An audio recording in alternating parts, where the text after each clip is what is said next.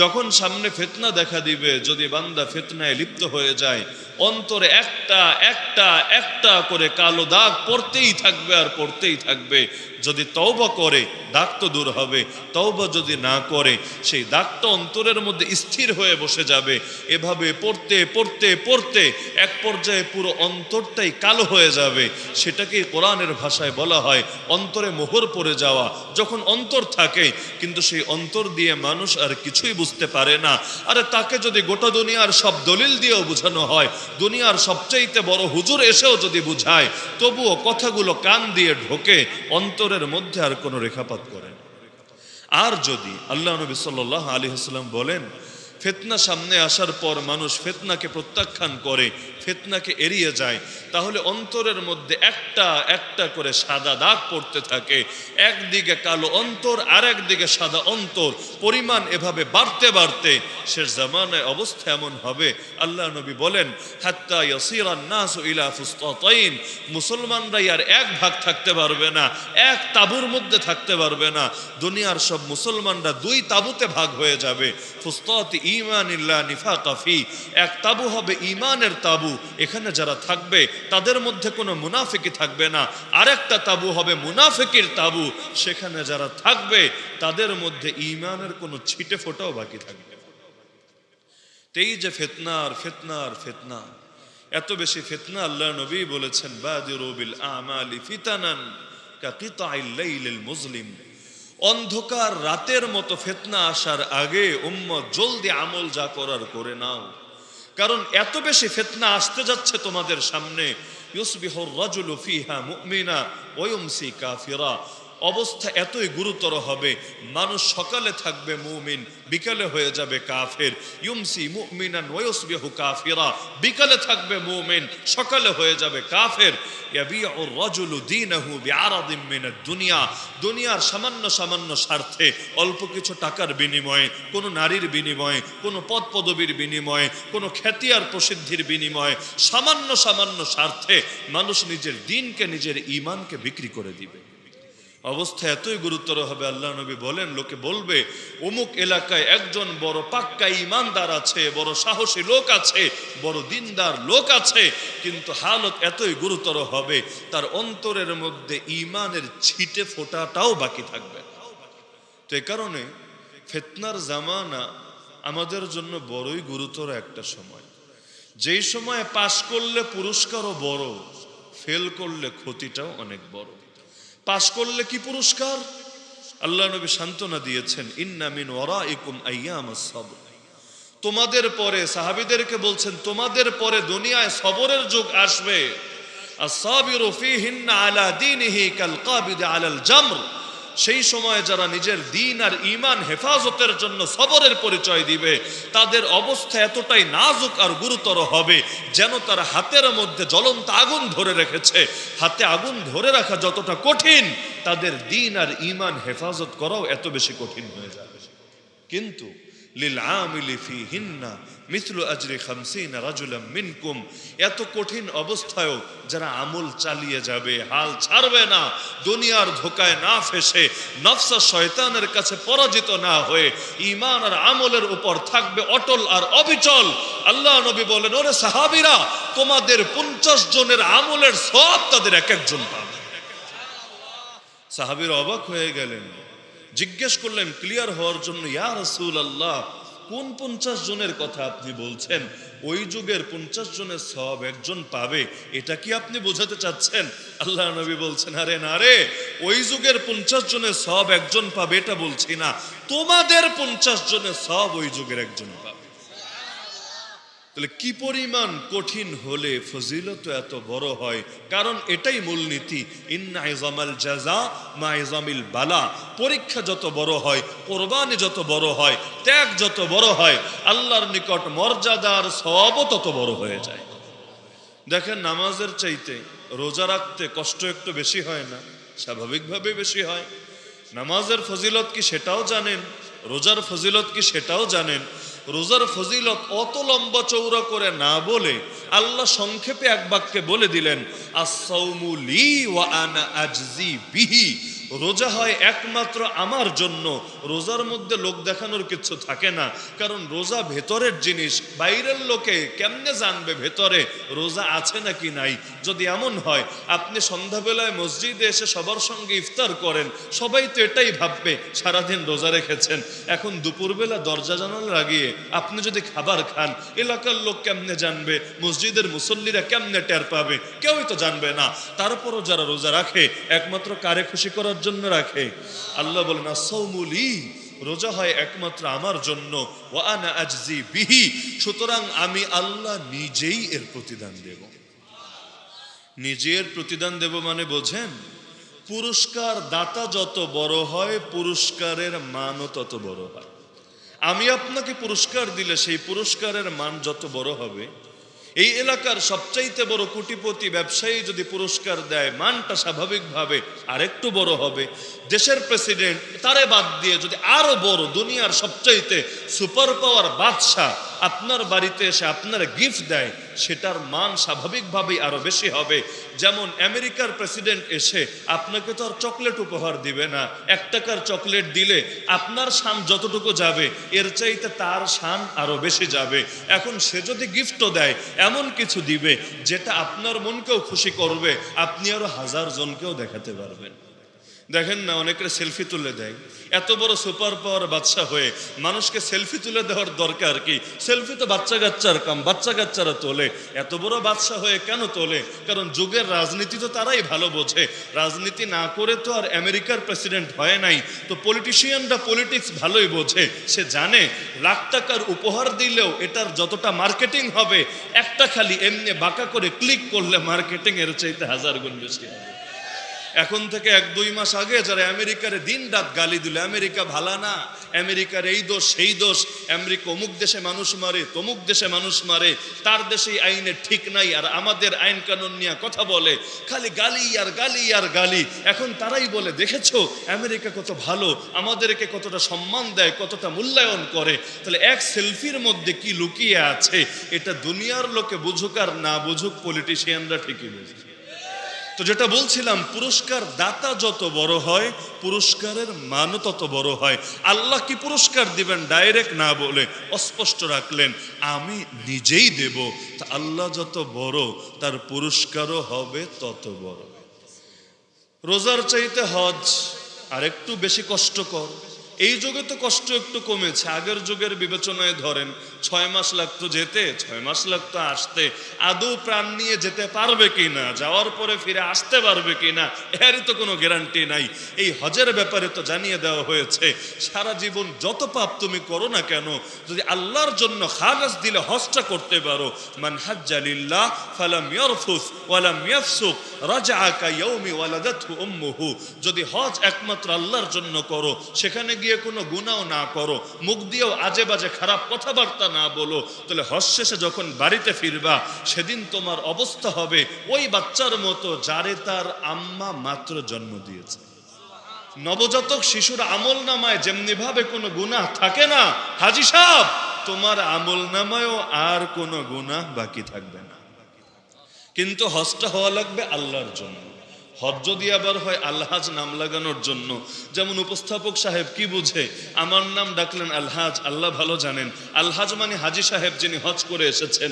আমার এখনো এই সৌভাগ্য হয় নাই হজ করার মতো সামর্থ্য হয়ে যে আল্লাহর ঘরে গিয়ে হাজিরা দিয়ে আসবো, নিজের গায়ে কাফনের কাপড় জড়ানোর আগেই এহরামের কাপড় জড়াবো, সেই সৌভাগ্য আমার হয় নাই। তো তার আগেই আলহাজ নামটা লাগানো, এটা তো আরো বড় প্রতারণা হয়ে যায়। এই জাতীয় প্রশংসা করতে গিয়ে অনেক সময় আমাদের একটু সীমালঙ্ঘন হয়ে যায়। আমাদের নামের আগে অনেকে লিখে ফেলে আল্লামা। আমি মনে করি এটা আমাদের জন্য একটা অপমান ছাড়া কিছু না। মানে আমি যদি আপনারে বলি, কি রে আমেরিকার প্রেসিডেন্ট কেমন আছোস রে, আপনি বুঝবেন এটা টিটকারি, এটা ট্রোল, এটা ফাইজলামি, আমি আপনারে পচাতে চাচ্ছি, ছোট করতে চাচ্ছি। তা আমাদের নামের শুরুতে যদি আল্লামা লেখে, এটাও আমাদের কাছে এমনই লাগে যে একটু মজা নিল আর কি, যে কে এলিম লইয়া তোমরা বসছো আলোচনা করতে, কি আল্লামাটা হয়ে গেছো। এ কারণে এই জাতীয় শব্দ প্রয়োগ করা উচিত না, যেই শব্দ বহন করার মতো যোগ্যতা এখনো হয় নাই। তো বলছিলাম যেই কাজে কষ্ট যত বেশি সেই কাজে প্রতিদানও তত বেশি। জান্নাতে যাওয়ার সবচাইতে শর্টকাট রাস্তা বলা হয় শাহাদাতের রাস্তাকে। কেমন শর্টকাট? আল্লাহ নবী বলেন, রক্তের প্রথম ফোঁটা মাটিতে পড়ার আগেই আল্লাহ তার সব গুনাহ ক্ষমা করে দেন। খালি গুনাহ ক্ষমা করেন না, আল্লাহ তাআলা তার প্রাণটাকে জান্নাতের সবুজ একটা পাখির ভেতরে ঢুকিয়ে দিয়ে বলেন, ডানা মেলে উড়তে থাক, সারাদিন জান্নাতের নাজ নেয়ামত ভোগ করতে থাক। এমনকি সারাদিন জান্নাতে ঘুরে ঘুরে নেয়ামত ভোগ করার পর সন্ধ্যাবেলায় যখন আরশের নিচে ফিরে আসে, রবের উদ্দেশ্যে সেজদায় পড়ে যায়, রব জিজ্ঞেস করে, বান্দা কিছু চা আমার কাছে। তখন স্বাভাবিক জান্নাতি লোক কি চাইবে আল্লাহর কাছে?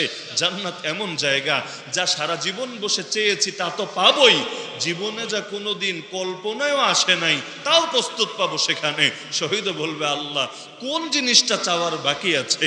যা কল্পনায় ছিল তা তো দিয়েছো, জিন্দগিতে যা কল্পনাও করতে পারি নাই তাও তো দিয়ে রেখেছো, আমি আর চাইবোটা কি? আল্লাহ বারবার বলবেন, কারণ আমার আল্লাহ চাইলেই খুশি, না চাইলেই বেজার। দুনিয়ার লোক যত বড় আপন হোক, আরে বাবা হোক মা হোক, বেশি বেশি বেশি চেয়ে ফেললে তারাও একসময় বিরক্ত হয়, রাগান্বিত হয়। কিন্তু রব্বুল আলামিন তার কাছে যে যত বেশি চায় তিনি তার প্রতি তত বেশি খুশি হয়ে যায়। এই কারণে দোয়া, আরে সারা জীবন বসে একটা দোয়াও যদি কবুল না হয় লসের কিছু নাই। আরে দোয়া যে করছেন, আপনি এই টাইমে বসে অন্য ইবাদত করলে যে সওয়াব পেতেন, দোয়া করলে সওয়াব কম না আরো বেশি পাবেন। দোয়াকে নবী বলেছেন ইবাদতের মগজ।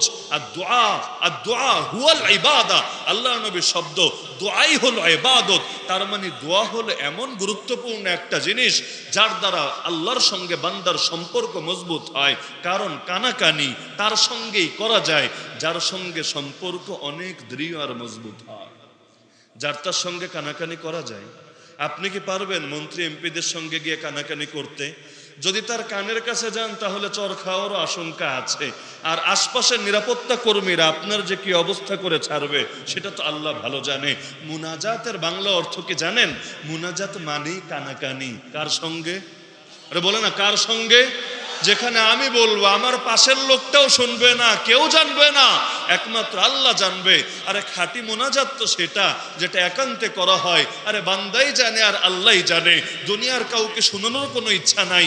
আরে আমি কত ভালো দোয়া করতে জানি, কাউকে দেখানোর মতো কোনো মানসিকতা নাই।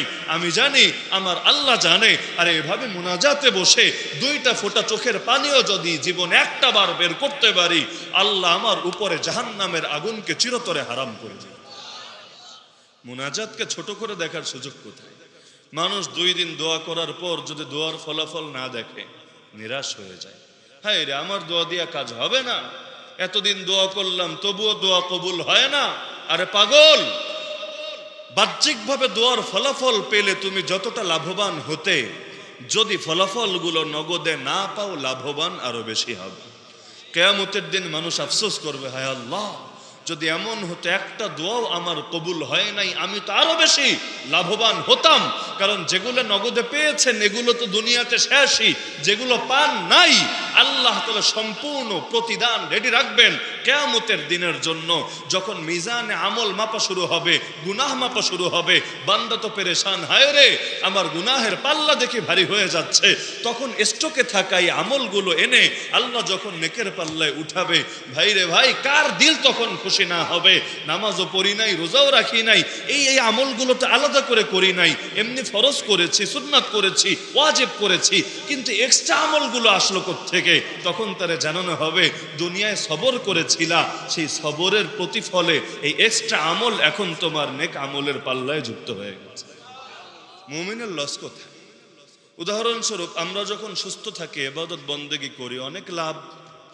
যখন অসুস্থ হই অনেকের ধারণা আমি তো লসে আছি, দাওয়াতের মেহনত করতে পারি না, আত্মশুদ্ধির মেহনত করতে পারি না, নফল নামাজের আধিক্য করতে পারি না, কিছুই তো পারি না। যখন শরীর অসুস্থ থাকে, এমনকি নিয়মিত যারা তাহাজ্জুদ পড়ে, অসুস্থতা বেশি হলে তারাও দেখা যায় তাহাজ্জুদের জন্য উঠতে পারে না। কিন্তু আল্লাহ নবী জানিয়েছেন আরে মুমিনের উপর যত রোগ আসে, যত ব্যাধি আসে, যত মুসিবত আসে, সবগুলোর বিনিময়ে তার গুনাহ আর গুনাহ আর গুনাহ মাফ হতে থাকে। যদি এমন হয় সব গুনাহ মাফ হয়ে গেছে, তারপরে তার র্যাঙ্ক আর মাকাম আর প্রমোশন খালি বাড়তেই থাকে আর বাড়তেই থাকে আর বাড়তেই থাকে। অবস্থা এক পর্যায়ে এমন হয়, বিপদ আপদ এসে তার গুনাহ ধুয়ে তার এমন পাক আর সাফ বানিয়ে দেয়, সে হাঁটে জমিনে, কিন্তু সে আর দুনিয়ার সাধারণ লোক হয় না। আর আল্লাহ নবী বলেন, ইয়ামশি আলাল আরদ ওয়া মা আলাইহি খাতিয়া, তার আমল নামায় একটা গুনাহ থাকে না, হাঁটে তো জমিনে, কিন্তু লোকটার জন্য ফয়সালা হয়ে থাকে জান্নাত। তার মধ্যে আর জান্নাতের মধ্যে ব্যবধান থাকে খালি মৌত, মরবে আর জান্নাতে ঢুকবে, মরতে দেরি হবে, ফেরেশতাদের ইস্তেকবালে দেরি হবে না। সালামুন আলাইকুম, তোমাদেরকে সালাম, তোমাদের উপর শান্তি বর্ষিত হোক। মুমিনের কিছুতে লস নাই। জ্বর হয় না অনেকের, জ্বর হলেও গুনাহ মাফ হয়, পায়ে কাটা ঢুকলেও গুনাহ মাফ হয়।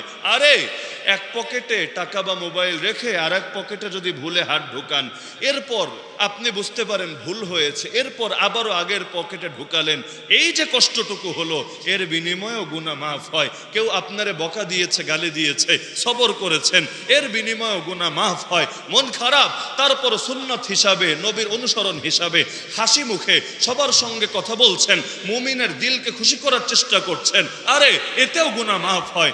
মুমিনের লসটা কোথায়? মুমিন তো সদা সর্বদা লাভে আর লাভে আর লাভেই থাকে। আল্লাহ নবী বলেন, মুমিনের কপাল কতই না খোলা, কতই না সৌভাগ্যবান সে, যদি নেয়ামত পায় শুকরিয়া আদায় করে, এটাও তার জন্য কল্যাণকর হয়। আর যদি মুসিবতে পড়ে সবর করে, এটাও তার জন্য কল্যাণকর হয়। শুকরিয়ার দ্বারাও আল্লাহ খুশি, সবরের দ্বারাও আল্লাহ খুশি। তো বলছিলাম, নবীর দোয়া হলো, আল্লাহ ভেতরটাকে বাইরের চাইতে সুন্দর বানিয়ে দেন, আর বাহিরটাকেও সুন্দর হিসাবে গড়ে দেন। একটা জিনিস চিন্তা করেন, ইসলাহ, আত্মশুদ্ধি জিনিসটাকে অনেক জটিল মনে হতে পারে মানুষের কাছে, অনেকে ধরেই নিয়েছে এগুলো আমার সাধ্যের কথা না, এগুলো বড় বড় হুজুর যারা আছে তারা করবে, এগুলো মাদ্রাসার ছেলেরা করবে, ইসলাহের পথে তারা চলবে। আমি ভাই আম মানুষ, কোন রকম জিন্দগিটা কাটায় দিতে পারলেই চলে। আমি কি পারবো আল্লাহর বন্ধু হতে? আমি কি পারবো নিজেকে সংশোধন করতে? আমি কি পারবো নিজেকে পুড়িয়ে পুড়িয়ে এমন ভাবে খাঁটি বানাতে যাতে জাহান্নামের আগুনে দ্বিতীয়বার আর পুড়তে না হয় আমাকে? আরে জিনিসটা কঠিন মনে হয়, কিন্তু মোটেও কঠিন না। এই এক হাদিস আর এক দোয়ার মধ্যেই মূল সবকটা লুকিয়ে আছে। যদি নিজেকে সংশোধন করতে চান, জাস্ট দুইটা জিনিস ট্রাই করেন। এক নম্বরে বাহিরটাকেও সুন্দর বানান, দুই নম্বরে বাহিরের চাইতে ভেতরটারে আরো সুন্দর বানানোর চেষ্টা করেন, আপনার ইসলাহ হয়ে যাবে। ইহসান একটা শব্দ হয়তো অনেকে শুনেছেন, ঈমান, ইসলাম, ইহসান। ঈমান কারে বলে আমার নতুন করে চিনাতে হবে না, সবাই চেনেন। ইসলাম কারে বলে এটাও চিনাতে হবে না, সবাই চেনেন। ইহসান কারে বলে? ইহসান মানেই হলো সুন্দর বানানো। কোন জিনিসটা সুন্দর বানাবেন? আল্লাহ কি আপনার চেহারা সৌন্দর্য দেখবে খালি? বেশি করে মেকআপ লাগাই, আল্লাহ তাআলা আমারে বেশি ভালোবাসবে। আরে মেহনত করে বডিটারে সুন্দর বানাই, আল্লাহ আমারে বেশি ভালোবাসবে। আরে চেহারারে কি বানাবা, দেহরে কি বানাবা? কবরের মধ্যে এক সপ্তাহ থাকলে না তোমার চেহারা থাকবে আর না তোমার বডি থাকবে। আর এগুলো দিয়ে কি গর্ব করবা তুমি? রূপের অহংকারের চাইতে নিকৃষ্টতম অহংকার আর কি হতে পারে? যেই জিনিস অর্জনের পেছনে তোমার নিজের কোনো হাত নাই, আল্লাহ তাআলার দান এটা নিয়ে কিভাবে তুমি গর্ব করতে পারো? আরে আসল সৌন্দর্য তো হলো অন্তরের সৌন্দর্য। নবী বলেন, ইন্নাল্লাহা লা ইয়ানজুরু ইলা সুওয়ারিকুম ওয়ালা ইলা আজসামিকুম, আল্লাহ তোমাদের চেহারাও দেখেন না, তোমাদের বডিও দেখেন না, ওয়ালাকিন ইয়ানজুরু ইলা কুলুবিকুম ওয়া আমালিকুম, আল্লাহ দেখেন তোমাদের দিল আর তোমাদের আমল। তো সুতরাং কার চেহারা কেমন? বেলাল হাবশির চেহারা কত কালো, আর আবু জাহাল, আবু লাহাব, তাদের চেহারা তার তুলনায় বহুত ধবধবে সাদা। কিন্তু কোথায় বেলালের মাকাম আর কোথায় আবু জাহাল, আবু লাহাবদের মাকাম? চেহারা দিয়েই যদি মাকাম অর্জিত হতো, মক্কার এই সুন্দর চেহারার অধিকারীরাই বড় মাকাম পেত। ক্ষমতা দিয়েই যদি মাকাম কেনা যেত, আরে ফেরাউন আর নমরুদের চাইতে বড় মাকামওয়ালা কে হতো? কিন্তু না, দুনিয়ার বাহ্যিক জিনিস দিয়ে কিছু হয় না। বাহ্যিকের দাম থাকে যদি আসল ভেতরটা গড়া থাকে। গাছের শিকড় যদি কাটা থাকে, উপর যতই সুন্দর হোক, ওই গাছটা বাঁচবে না, ও মরবে। এটাই তার ব্যাপারে স্বীকৃত ফয়সালা। আপনি আপনার দোকানে কখনো মরা কর্মচারী নিয়োগ দিবেন না, কেন জানেন? যতই হ্যান্ডসাম হোক, যতই বডি বিল্ডার হোক, তবুও নিয়োগ দিবেন না কেন জানেন? আসল জিনিসে নাই, ভেতরে নাই, মরা প্রাণ যার নাই, ওর শরীর যত স্ট্রং দেখাক না কেন, ও কোনোই কাজে আসবে না। ওকে রাখা মানে নিজের জন্য লস আর বিপদ ডেকে আনা। একইভাবে যে আমলের প্রাণ নাই, যেই ইমানের প্রাণ নাই, যেই দ্বীনের প্রাণ নাই, সেটার অবস্থাও এমন মুর্দা। আর যেই ইমান এতই দুর্বল, কোনো গুনাহ থেকে, শিরিক বেদাত থেকেও বাঁচাতে পারে না আপনাকে, যেই ইমান কোনোদিন মসজিদের বারান্দায় হাজির করতে পারে না আপনাকে, সেই ইমান কিভাবে জাহান্নাম থেকে পুলসিরাতের পোল অতিক্রম করিয়ে আপনাকে পৌঁছে দেবে জান্নাতে? ইমানের মধ্যে শক্তি তো আগে পয়দা করতে হবে। শক্তি যদি না থাকে তাহলে সেটারে কাজে লাগাবেন কিভাবে? এই যুগে আমাদের সবচাইতে বড় সমস্যা, খেয়াল করলে প্রত্যেকে একমত হতে বাধ্য হবেন, আমরা জাহেরকে, বাহ্যিককে গড়ার জন্য সর্বোচ্চ মেহনত চালাচ্ছি। যতটা মেহনত আমাদের অতীত পূর্বপুরুষরাও করে নাই, এত বেশি নিজেকে সুন্দর করে তুলে ধরা, স্মার্ট বানানোর মহড়া, এগুলো আমাদের বাপদাদার যুগে বেশি ছিল না এখন বেশি হয়েছে? বলেন। শুধু নারীর বলে কথা না, নারী বলেন আর পুরুষ বলেন, জেনারেল ব্যাকগ্রাউন্ডের বলেন আর ধর্মীয় অঙ্গনের বলেন, আর নিজেদের বাহ্যিক অংশকে, নিজের পোশাক হোক, নিজের চেহারা হোক, নিজের বডি হোক, এগুলোকে সুন্দর করার পেছনে যেই পরিমাণ শ্রম, যেই পরিমাণ সাধনা নিয়ে আমরা নেমেছি, এর 1000 ভাগের 1 ভাগ মনোযোগও যদি ভেতরটারে সুন্দর করার জন্য দিতাম, ভেতরটারে এমনভাবে সাজাতে পারতাম, আন তা'বুদাল্লাহা কাআন্নাকা তারাহ ফাইন লাম তাকুন তারাহু ফাইন্নাহু ইয়ারাক, আমার ইবাদত হতে এমন ভাবে যেন আল্লাহর দেখছে নিজের চোখে। যদি এটাও না পারি, সর্বনিম্ন এই গুণ আমি অর্জন করতাম, ইবাদত করতাম এমন ভাবে যেন আমার আল্লাহ প্রতিটা মুহূর্তে দেখছেন আমাকে। কিন্তু কি অবস্থা আমাদের! দেখা যায় বাহির দিয়া ফিটফাট, ভেতর দিয়া সদরঘাট, বাইরে দিয়া বিশাল জুব্বা, বাইরে দিয়া বিশাল কারুকার্য, বাইরে দিয়া বিশাল দাড়ি, ভেতর দিয়ে ফিতনার ফিতনার ফিতনা। আরে জাল্লাতুল আলিমি জাল্লাতুল আলামি, একটা প্রবাদ বাক্য আছে, একজন আলেমের যদি পদস্খলন হয়, সে একা ডোবে না, গোটা জাতিটাও তার সঙ্গে ডুবতে বাধ্য হয়। তো এই সমস্ত কারণে এই যে ভেতরের রোগ, ভেতরের রোগ যতদিন সারানো না যায়, ততদিন শুধু বাহির দিয়ে কখনোই কোনো ফায়দা বয়ে আনা যায় না। তো এ কারণে কেউ যদি নিজেকে সংশোধন করতে চায়, শুধু 2টা জিনিস খেয়াল করলেই হবে। 1 নম্বরে জাহেররাও সুন্দর বানাতে হবে, সন্দেহ নাই। বাহ্যিকও যদি কিছু না থাকে, ভেতর সুন্দর করার প্রশ্ন আসবে কেমনে? যেমন যে নামাজে পড়ে না, নামাজের বডি নাই, ওরে নামাজের প্রাণ ঠিক করার দাওয়াত দিয়ে লাভ কি? যে রোজাই রাখে না, রোজা বলতে কোনো কিছুর অস্তিত্ব ওর আমলের মধ্যেই নাই, ওরে রোজার মধ্যে গুণ আর কোয়ালিটি পয়দা করার দাওয়াত দিয়ে লাভ কি? জাহের তো লাগবে, কোনো সন্দেহ নাই, কিন্তু জাহের যতটুকু সুন্দর হবে, বাতেন আর ভেতরটা এর চাইতেও তত বেশি সুন্দর হবে। জাহের দিয়ে মানুষের মাকাম বাড়ে না, বাতেন দিয়ে মানুষের মাকাম বাড়ে।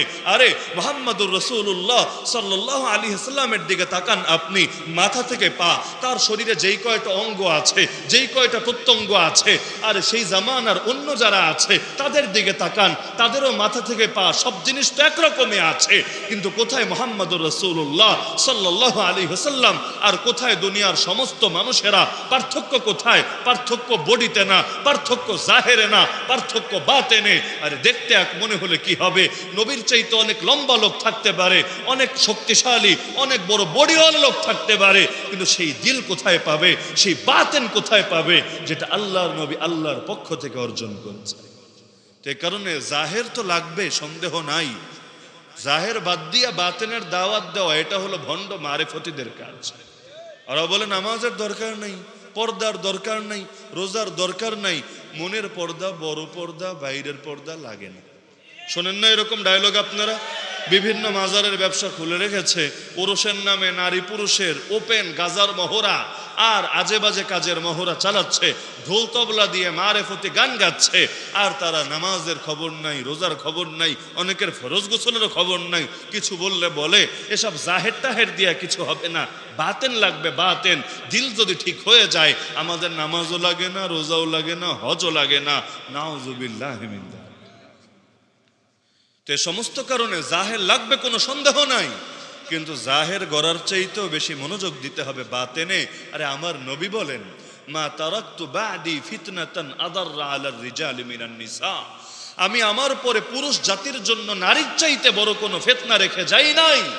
এখন যদি এমন হয় কারো ঈমানও আছে, নামাজও আছে, রোজাও আছে, হজও আছে, যাকাতও আছে, কিন্তু নবীর এই একটা নির্দেশনার ব্যাপারে গাফেল হয়েছে, আমি আমার নজরকে হেফাজত করব না, নারীর থেকে নিজেকে হেফাজত করব না, তাহলে সেই বান্দা কোনোদিনও এই দ্বীন আর ঈমানের উপর অটল আর অবিচল থাকতে পারবে না।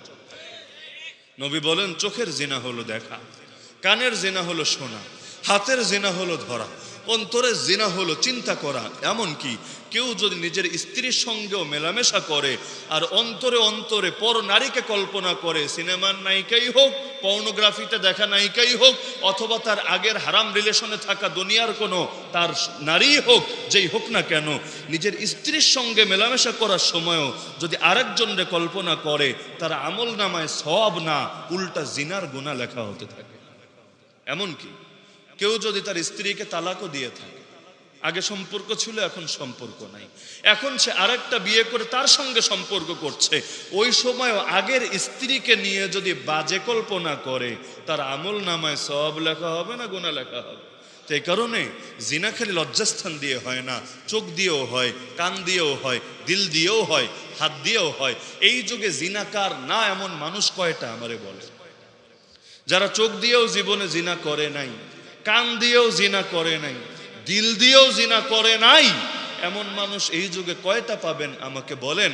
খালি তো আফসোস করবেন কেন সালাহুদ্দিন আইয়ুবী তৈরি হয় না, খালি তো আফসোস করবেন কেন তারেক বিন জিয়াদ, সুলতান মাহমুদ গজনবী, কেন আবু হানিফা, কেন বুখারী, কেন ইবনে তাইমিয়া তৈরি হয় না। আরে তৈরি হবে কার থেকে?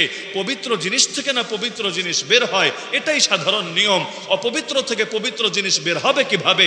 নিজেরাই তো নিজেদেরকে নষ্ট করে দিয়েছি, ধ্বংসের একেবারেই দ্বারপ্রান্তে পৌঁছে দিয়েছি। মানুষ হয়েও নিজেদেরকে পশুর কাতারে নামিয়ে এনেছি। পশুর জীবনের লক্ষ্য হলো খাবো, পান করব আর যৌন সম্ভোগ করব, এভাবেই জীবন শেষ হবে, মরে যাবে, মাটির সঙ্গে মিশে যাবে। আমরাও আমাদের জীবনের লক্ষ্য এগুলোই বানিয়েছি। আমি খাবো, ফ্যামিলিরে খাওয়াবো, আমি পান করব, ফ্যামিলিরে পান করাবো, আর নিজের জীবনের যৌনতা উপভোগ করে নিজে কবরের বাসিন্দা হয়ে যাব। আল্লাহর কসম, এটা কোনো মানুষের জীবনের লক্ষ্য হতে পারে না, এটা তো জন্তু আর জানোয়ারের জীবনের লক্ষ্য হতে পারে। তো নিজেদেরকে গড়ার সময় তো এখন আল্লাহ তাআলা আমাদেরকে এগুলো দিয়েছেন, ফেরেশতাদেরকে দেন নাই। এখানেই তো আমাদের পরীক্ষা। অপশন যদি সামনে একটা থাকে, ইমানের পরীক্ষা কেমনে হবে? পরীক্ষার জন্য কমাস কম দুইটা অপশন লাগে। এক অপশনের আবার পরীক্ষা কি? দুইটার মধ্যে কোনটা বেছে নিলেন, এর ভিত্তিতে ফয়সালা হবে আপনি জান্নাতি নাকি আপনি জাহান্নামী। লাহা মা কাসাবাত ওয়া আলাইহা মাকতাসাবাত। আল্লাহ তাআলা হালালও দিয়েছেন, আল্লাহ হারামও দিয়েছেন। আপনি হালালের উপর খুশি থাকেন, হারাম থেকে বিরত থাকেন, আল্লাহ জান্নাত দিবেন। আর হারাম নিয়ে পড়ে থাকেন, হালাল থেকে দূরে থাকেন, আল্লাহ জাহান্নাম দিবেন। না হলে আল্লাহ না আমাকে জান্নাতে দিতে বাধ্য আর না জাহান্নামে দিতে বাধ্য। পরীক্ষার জায়গা বানিয়েছেন দুনিয়াকে, আর পরীক্ষার মাধ্যম বানিয়েছেন এগুলোকে। সুতরাং সুযোগ তো এখনই, সময় তো এখনই। মরার পর পীর সাহেব আর বুজুর্গ হয়ে লাভটা কি? আরে মরণ যখন আসে, কোনো কাফেরও আর কাফের থাকে না, নাস্তিকও আর নাস্তিক থাকে না। কিন্তু তখনের বুঝ কাউকে আল্লাহর আযাব থেকে বাঁচাতে পারে। কোরআনে আল্লাহ জানিয়েছেন, যুইনা লিন-নাসি হুব্বুশ শাহাওয়াতি মিনান নিসা। আল্লাহ তাআলা মানুষের জন্য যেই সমস্ত জিনিসকে ফিতনা বানিয়েছেন, এগুলোর লিস্ট দিতে গিয়ে এক নম্বরেই বললেন নারী। এই নারীর কামনা, নারীর বাসনা, নারীর চাহিদাকে মানুষের জন্য, পুরুষের জন্য সুশোভিত করে তুলে ধরা হয়েছে। কেমন সুশোভিত? শয়তানের ব্যাপারে নবী বলেন, আরে নারী যখন ঘর থেকে বের হয়, তুকবিলু ফি সূরাতি শাইতান ওয়া তুদবিরু ফি সূরাতি শাইতান। শয়তানের রূপ ধরে আসে, আবার শয়তানের রূপ ধরে চলে যায়। এর মানেটা কি? নারী তো নারী, সে আবার শয়তানের রূপ ধরে আসবে কেমনে আর শয়তানের রূপ ধরে যাবে কেমনে? এর মানে হলো আল্লাহ নবী সাল্লাল্লাহু আলাইহি ওয়াসাল্লাম জানাচ্ছেন, আরে পর নারীদেরকে শয়তান এমনভাবে সুশোভিত করে উপস্থাপন করে, যখন সামনে আসে মনে হয় এর চাইতে সুন্দরী, এর চাইতে আবেদনময়ী, এর চাইতে আকর্ষণীয় জগতে দ্বিতীয় কেউ হতে পারে না। আবার যখন চলে যায়, অন্তরের মধ্যেও তার স্মৃতি এমনভাবে রেখে যায়, তখন নিজের স্ত্রীকে দিয়েও তার পিপাসা তৃষ্ণা মেটে না। এভাবে নারী যখন আসে তখনও আগুন জ্বালিয়ে যায়, যখন চলে যায় তখনও ভেতরে আগুনের ইন্ধন বাকি রেখে যায়। এভাবে মানুষ পুরে ছাই হয়।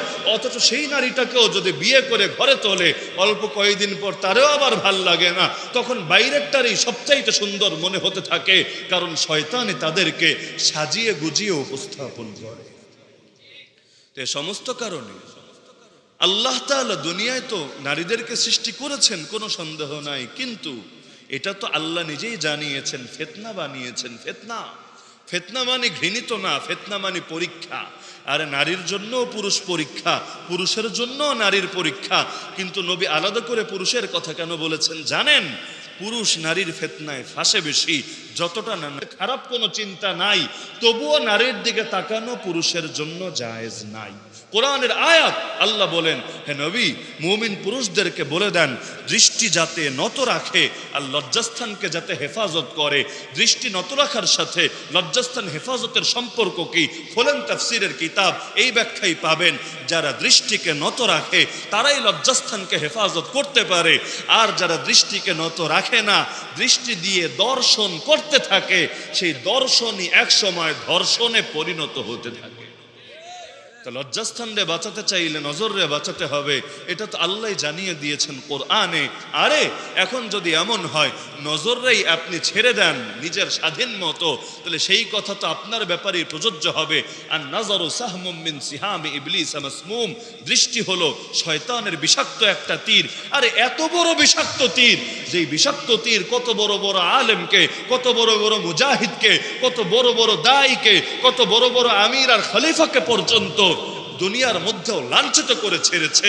শয়তান মানুষকে খালি গুনাহে লিপ্ত করতে চায় না, শয়তান তার দুনিয়া এবং আখিরাত উভয় জগৎকে বরবাদ করতে চায়। আগে গুনাহে লিপ্ত করবে, তারপর তার মুখে চুনকালি লাগাবে, এক পর্যায়ে আল্লাহর সঙ্গে তার যে সম্পর্ক ছিল সেটাকে ডিসকানেক্ট করে দিয়ে তাকে সম্পূর্ণ ফাসেক বা কাফেরে পরিণত করবে। এটাই শয়তানের মিশন, এটাই শয়তানের মিশন। সে কারণে নারীর ফিতনা থেকে যারা বাঁচতে পারে তারা সবচাইতে বড় ওলিও হতে পারে। আল্লাহ তাআলা সৃষ্টিগতভাবে সবার ভেতরে চাহিদা সমান রাখেন নাই। কারো চাহিদা প্রাকৃতিকভাবেই বেশি, কারো চাহিদা প্রাকৃতিকভাবেই কম। যাদের চাহিদা প্রাকৃতিকভাবে বেশি, একদিকে তাদের ফিতনাও বেশি, আরেক দিকে তাদের আল্লাহর ওলি হওয়ার সুযোগ